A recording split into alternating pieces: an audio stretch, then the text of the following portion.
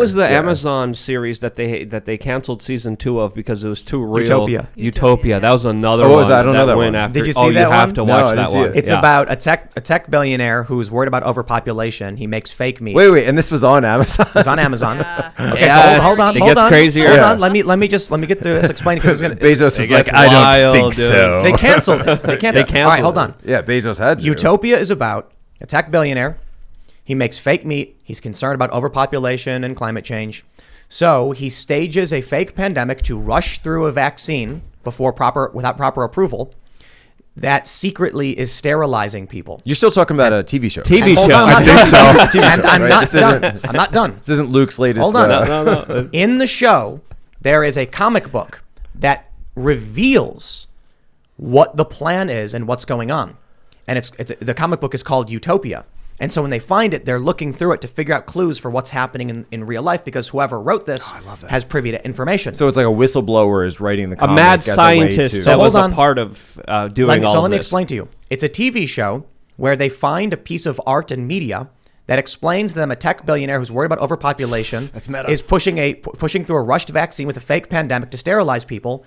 Now, let's talk about reality. Oh yeah, in the real world, we have a piece of art that claims to say that there's a tech billionaire who's concerned about overpopulation. But as we all know, our tech billionaires are concerned about overpopulation. Yeah. They want fake meat. Wait, our tech billionaires just care about us. They just care about us. They're not trying to put us in the metaverse. No. Yeah. I've been diving deep into the metaverse this last couple of weeks. Is one thing I've been doing. I got turned on to this woman, Melanie Swan, by Alison McDowell, thanks Alison, who's very skeptical about blockchain and how it's basically a big tracking mechanism. This fascist global organization is going to use blockchain to track people. They want to create what's called decentralized autonomous communicative service, a DA.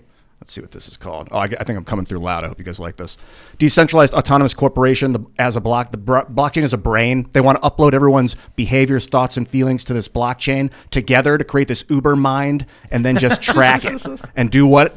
I don't know, because a lot of this code is private. Elon Musk is building, brain interface chips, and they're all talking about the metaverse, which is pretty much online digital heroin from my perspective. That's and what how I think I've is seen hilarious. Yes. Is that people will go off about Bill Gates, but then Elon Musk will come out and say, "No, I literally want to put a chip in your brain." Yes. And then nobody says anything. They're like, "No, but he's cool." But Elon also attacked crypto because it was allegedly bad for the environment.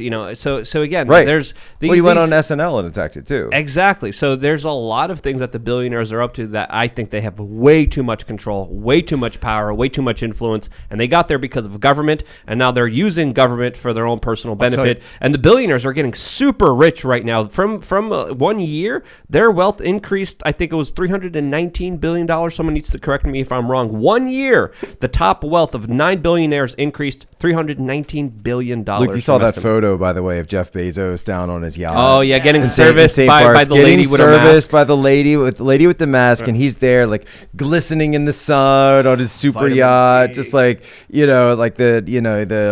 developing immunity. It will not be a tech utopia. And so metaverse is how they exactly. Metaverse is how they establish Elysium, right? Because the neo-feudalism and then the Elysium tech aspect comes in because you're distracted. Yeah. You're distracted by, and look, Palmer Luckey, I love you, dude. I think you're a good guy and all, but why did you give Oculus to Mark Zuckerberg, man? Come on. He would have done it. This was a step in that direction. He would have done it regardless. He would have done it regardless, but this is where it's going. And I by the way, I saw Zuby just got booked in the metaverse, so he's going to be playing a show. What website? Did he say what website? There's a few of them now. There's Decentraland is one. Yeah, is it a site or is it a place? It's multiple like a club. Places. Yeah. No, but it's like a place in the metaverse. Metaverse is meaningless. What people keep saying in the metaverse, it's like, there's been Second Life. There have been apps for this forever. Sure. And now they're just calling it a metaverse or the metaverse. They're going to integrate finances in with it. Great finances. branding. I got into Mark Zuckerberg's branding. It's also the phrase used to describe a nightmare dystopia, but sure. I got into Decentraland. Bill Ottman, CEO of Minds. This is how they do it, man. I went in. This is how they're going to do it. You're going to be hooked up to this, and Mark Zuckerberg's going to be down at St. Bart's,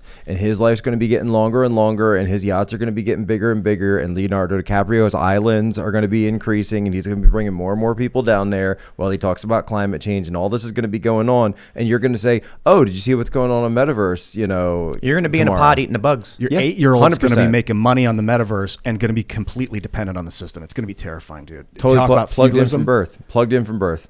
Little kids in the womb might be playing games with their thoughts. The Matrix. And digital heroin, I think that's more of an accurate depiction, because when people are hooked on it, just like they are social media, you see them in the grips of what the algorithms make them, and what they're doing to people, especially young people, is absolutely horrible. See, the polls understand this inherently. Wait, like, you don't need to explain this Jack, to us. I just figured it out. What you got? So in Star Trek, what happens is, Zefram Cochrane, he discovers warp technology right as the Vulcans were passing by. And the Vulcans and that's are first contact. First contact, right. In our reality, the Borg was just passing by. Well, that is, we're in the one where they change then. Right. Because that's actually the plot of First Contact, where they go back in time. The Borg and comes. it's the Borg that comes. But the Borg... Borg... They make First Contact. And then you see for like a glimpse, right, where what the future would look like, and it's like a Borg world instead of the Earth. Yeah, toxic gas, the atmosphere is polluted. So the humans are just assimilated immediately? Yeah, the entire planet No, not immediately. It's that it shows you what the 24th century would look like if the Borg had made First Contact rather than the Vulcans. Oh, God. So for those that are familiar with us nerd stuff, the Borg is a race of, they're people who are assimilated with technology into a hive mind, like digitally. And so they all become mindless drones. Basically everything Ian just said. Kind of like a DAC, a decentralized autonomous corporation. Yeah. So what's going to happen AKA on a blockchain. So did you see what Alex Jones was saying when he went on that rant? And he was like, an alien intelligence has taken us over and I'm sick of it. And like he recently was yelling that.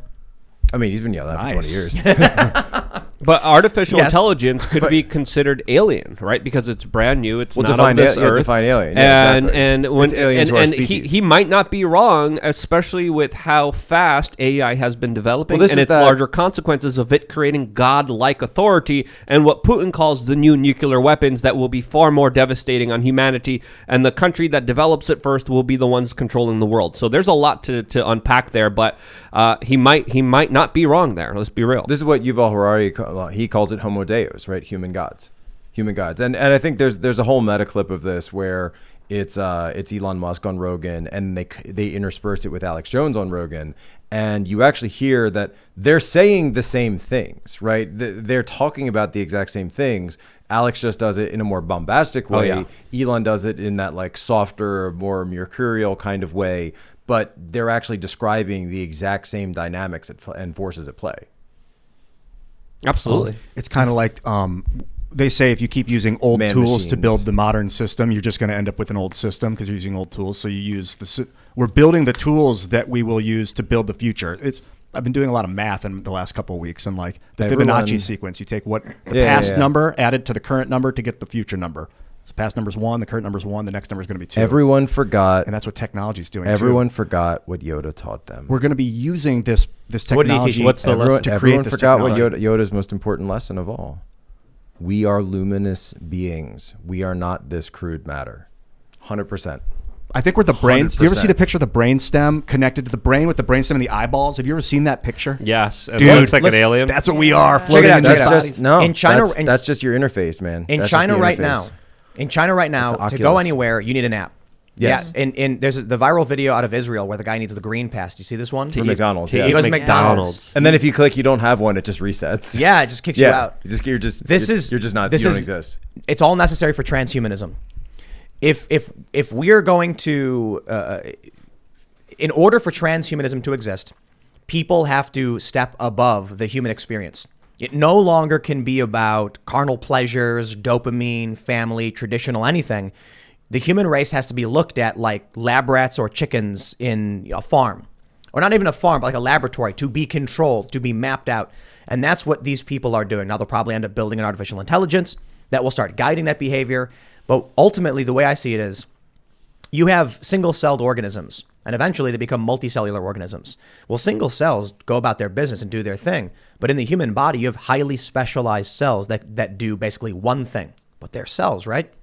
I think that's how they view the human race. Each individual human is just a stupid human going about its business. And if we fuse all the humans together, we can make a multi-organism system a higher plane of existence. I think that is part of what they want to do. Basically creating a hive mind. Put everybody in the metaverse, put everybody in the system, have all their brains work as like decentralized computational power, but it's going to require everyone to be, it's going to require homogenized cultures, homogenized behavior. So what do? Everybody get your green pass. Everybody fall in line, and those who don't, it's friction in the system, right? You were mentioning friction. You make a system where it's extremely difficult to exist outside of it, and eventually, given a few generations, people will not exist outside of it. Or they will be, but they'll be irrelevant. Yeah, there's a very American ideal that, I will die for freedom. I will die for the right to make my own decisions, and I will, sacrifice myself on the altar of liberty if need be. And I think that is sort of the American ethos, right? But at the same time, just look at the last 2 years, right? Humans comply. By and large, the majority of people will comply, and as the water increases, right, the boiling temperature of the water, it increases, and some people will say, hey, I think this water's getting hot. Hey, guys, I think these waters are getting, maybe we shouldn't be in this pot anymore, guys. I don't know, what do we think? That guy's crazy. This water isn't getting hot. I feel fine, right? And yet the water's getting hotter and hotter and hotter, and then eventually you boil. And meanwhile, everybody who jumped out was called crazy for jumping out in the first place. I think that's closer to human nature, and I think that we've seen, by and large, the distribution pattern of human behavior has been that. Look, when it comes to America, when it comes to liberty, when it comes to the revolution, people say it was like less than a third of the American colonists actually supported the revolution, actually went along with all this stuff. A little bit more. I did a I mean, it's hard to, yeah. But just really quick before we jump into that point, but there's also a Florida man that don't give a damn, that bathes in it and then distills alcohol in it. That's not true. Excuse me. I was not bringing Florida man into this. There is no need. Much love for Florida no need to bring Florida man into this. Do you know why the myth of Florida man is based on sunshine laws? Exactly. I know that, and they have, we all know about that. But there is. Wait. Break that down, because that doesn't get said enough. Yeah, it doesn't. There's records release laws. Like if you commit a crime in Florida, the public has a right to know. A lot of states don't do that. So you'll constantly hear stories about Florida man doing something. Yeah, it's just because they release the information. It's because they release the information other states don't. Yeah. We're all like that. If you're bored, just look up Florida man in a particular date. That being said, I did a lot That being said, if you go to like Western Florida, there's Florida man down there. I did a lot of research into how many people supported the revolution. And there's a famous letter where I think it might have been Ben Franklin wrote, a third support it, a third don't care, a third oppose it. But that's not true. That was just like a talking point. It was just rhetoric. Okay. The best I could find was that it was like, if I was going to give it a number, because I don't think they gave it a number, they said a plurality, but not a majority, around 38 to 40% supported independence. And then it was like 20 something percent that opposed it. And then the next group was completely neutral. But it was. I don't think it's as cut and dry that most people didn't care. I think that is true.